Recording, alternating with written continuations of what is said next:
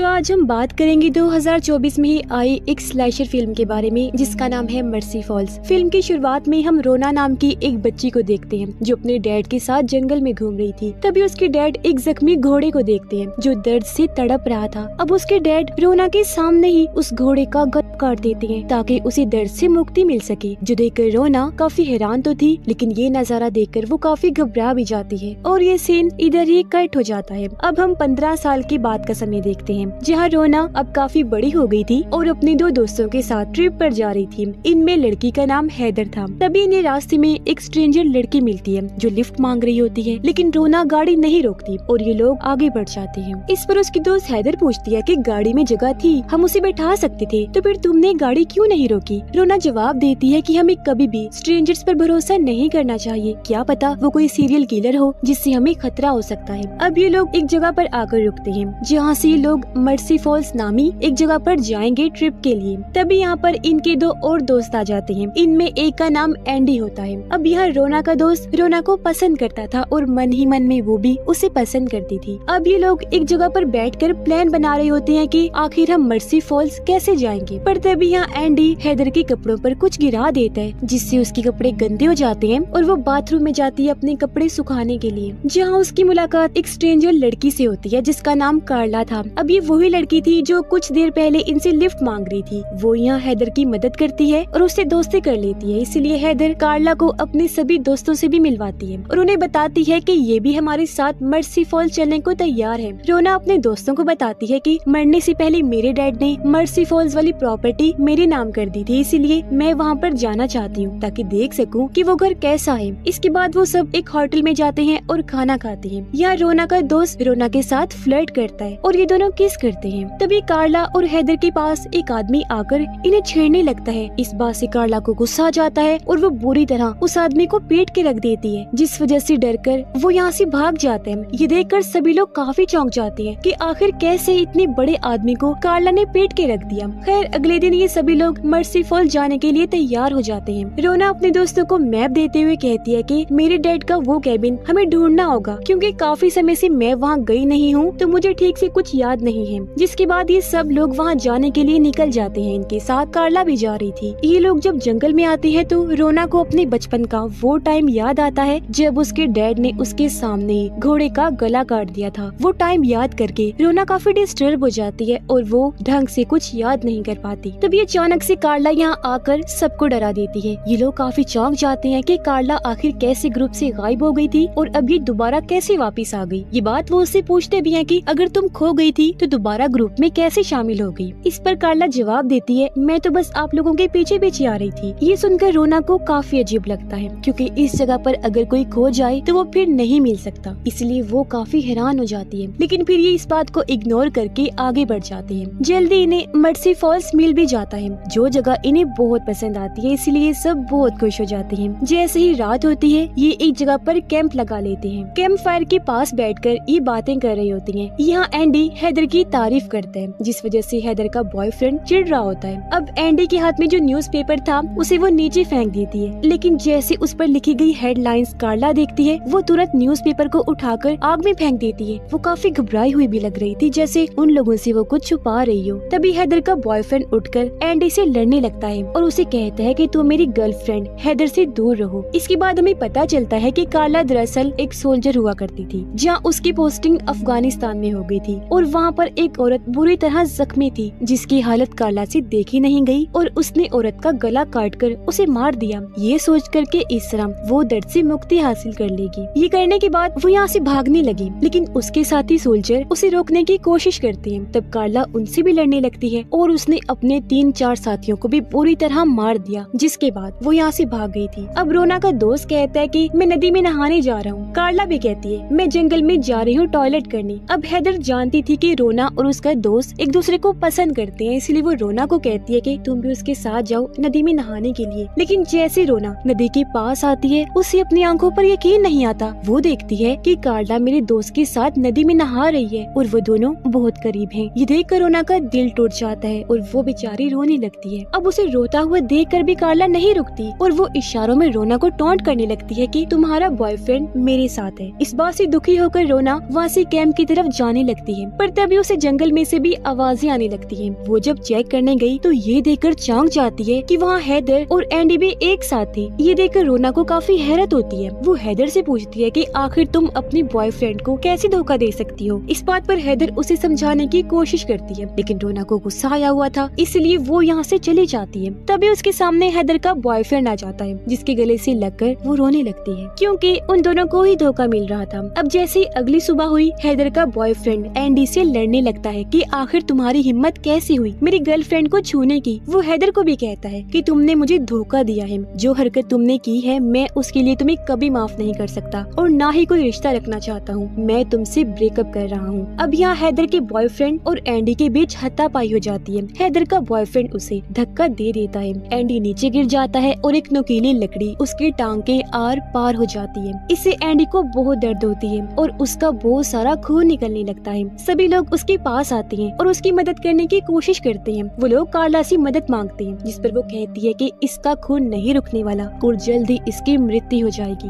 वो तुरंत एक चाकू निकालती है और बिना सोचे समझे उसका गला काट देती है, जिससे एंडी की वहीं पर मृत्यु हो जाती है। ये देखकर सभी लोग काफी हैरान रह जाते हैं। वो कार्ला से पूछते हैं, अरे ये तुमने क्या कर दिया। वो जवाब देती है कि मैंने ज्यादा कुछ नहीं किया, उसे दर्द से मुक्ति दी है। वो लोग उसे कहते हैं कि तुमने बहुत गलत किया, तुम्हें ये नहीं करना चाहिए था, बल्कि हमें उसे हॉस्पिटल लेकर जाना चाहिए था, इससे शायद उसकी जान बच जाती। लेकिन कार्ला फिर भी बार बार यही कहती रहती है कि नहीं, इसकी जान हरगिज नहीं बचती, मैंने बिल्कुल ठीक किया है। ये सुनकर रोना की आंखों में आंसू आ जाते हैं। उसे गिल्टी फील हो रही थी कि हमने अपने दोस्त को नहीं बचाया, इसलिए वो कहती है कि हम पुलिस के सामने जाकर खुद ही सरेंडर कर देंगे। इस पर कार्ला जवाब देती है कि नहीं, कोई भी पुलिस के पास नहीं जाएगा और हाँ, ये बात याद रखना कि इसे मैंने अकेली ने नहीं बल्कि हम सब ने मिलकर मारा है, इसलिए सब बराबर के गुनाहगार हैं। अगर पुलिस को बताओगे तो खुद ही फंसोगे। अब उसकी ये धमकी सुनकर सभी लोग काफी डर जाते हैं और वो हैदर के बॉयफ्रेंड को कहती है कि इसकी मौत की जिम्मेदार तुम हो और अब हम यहाँ से रोना के डैड के कैबिन में जाएंगे और ये सोच लेंगे कि एंडी कभी हमारे साथ आया ही नहीं था, लेकिन अपने दोस्त की लाश को वो ऐसे तो नहीं छोड़ सकते थे, इसीलिए उसे बरी करने का फैसला करते हैं, जिसके लिए वो लोग पत्थर जमा करने लगते हैं।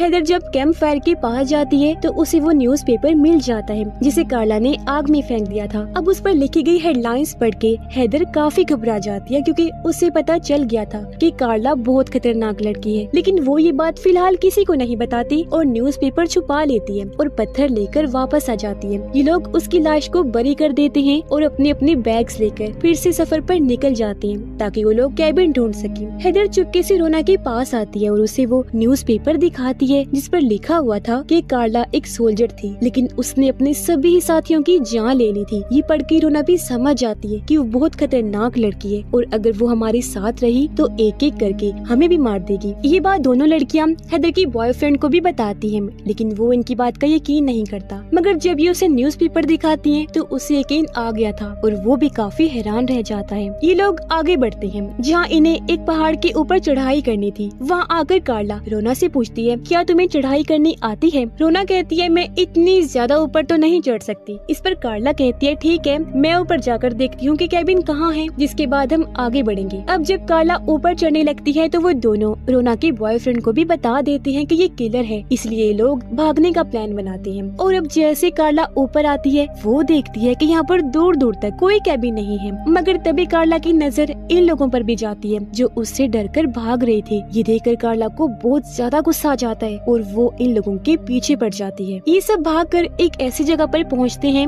जहाँ लकड़ी लगी हुई थी जो एक पेड़ की लकड़ी थी और यहाँ से निकलने का बस यही एक इकलौता रास्ता था, इसलिए वो लोग एक एक करके लकड़ी पर चढ़ के उस तरफ जाने लगते हैं। बाकी सब तो चले जाते हैं लेकिन रोना का बॉयफ्रेंड नहीं जाता, वो पीछे रुक गया था ताकि कार्ला का सामना कर सके। वो पेड़ की उस लकड़ी को भी काट देते हैं ताकि कार्ला उन लोगों तक ना पहुँच पाए। और अब तुरंत यहाँ कार्ला भी आ जाती है। वो रोना के बॉयफ्रेंड पर एक्स से हमला कर देती है जिससे मौके पर ही उसकी मृत्यु हो जाती है। तीनों ये देखकर काफी डर जाते हैं और फौरन यहाँ से भागने लगते हैं। एक जगह पर आकर हैदर रोना से पूछती है कि तुम्हारे डैड ने तुम्हारे लिए कैबिन क्यों छोड़ा है? तब रोना बताती है कि उस कैबिन में मेरे बचपन की यादें जुड़ी हैं। मुझे लगता है इसीलिए डैड ने वो कैबिन छोड़ा होगा। वो फिर उसे बताती है कि एक बार बचपन में मेरे डैड को एक जख्मी घोड़ा मिला था जिसका गला उन्होंने मेरे सामने ही काट दिया था। उनका कहना था कि ऐसा करके मैंने इस घोड़े को दर्द से मुक्त कर दिया है। वो कहती है कि सेम यही काम कार्ला ने भी कर दिया, लेकिन ये किसी को दर्द से मुक्त करने का अच्छा तरीका तो नहीं है, क्योंकि इस तरह इंसान बस कातिल बनता है और कुछ नहीं। अब जब ये लोग आगे बढ़ रहे थे तो हैदर उनसे कहती है कि मुझे टॉयलेट करने जाना है। कुछ दूरी पर जब वो टॉयलेट कर रही थी तो तभी उसके पीछे आ जाती है कार्ला। वो हैदर के गले में रस्सी डालकर उसे पेड़ से लटका देती है। इस तरह उसका दम घुटने लगता है और हैदर की भी मृत्यु हो जाती है। अब हैदर को गए हुए काफी देर हो गई थी,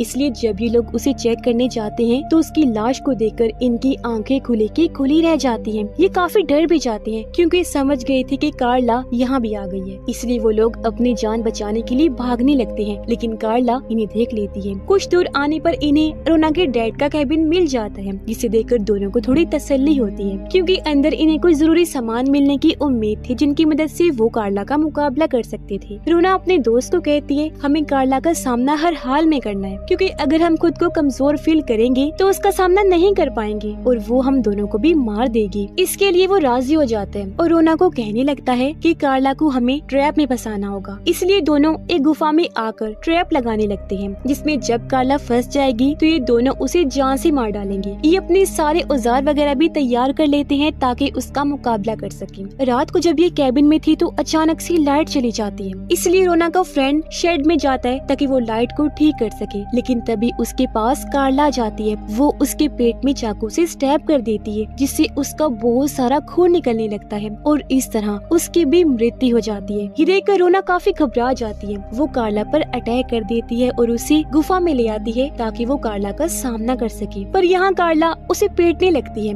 लेकिन रोना भी हार नहीं मानती। वो उसका सामना करती है। अब रोना जल्दी से जाकर एक जगह पर छुप जाती है जहाँ उसने मिट्टी का तेल रखा हुआ था। जैसे कार्ला वहाँ पर आती है, रोना उस पर मिट्टी का तेल डालकर उस पर आग लगा देती है। इससे कार्ला बुरी तरह जल जाती है और वहीं पर उसका काम तमाम हो जाता है। इसके बाद रोना गुफा से बाहर आ जाती है। उसकी हालत भी काफी खराब थी क्योंकि वो खून में लथपथ थी। वो एक जगह पर आकर रोने लगती है क्योंकि उसने अपने सभी दोस्तों को खो दिया। बस गलती उनसे ये हुई कि उन्होंने एक स्ट्रेंजर पर भरोसा कर लिया था। अब उसके दुख के साथ ही ये कहानी भी इधर ही खत्म हो जाती है। आपको क्या लगता है कि जो इस तरह किसी को दर्द से मुक्त करते हैं वो मेंटली स्टेबल होते हैं? अपनी राय का इजहार जरूर कीजिएगा। बाकी उम्मीद करते हैं कि स्टोरी आपको पसंद आई होगी।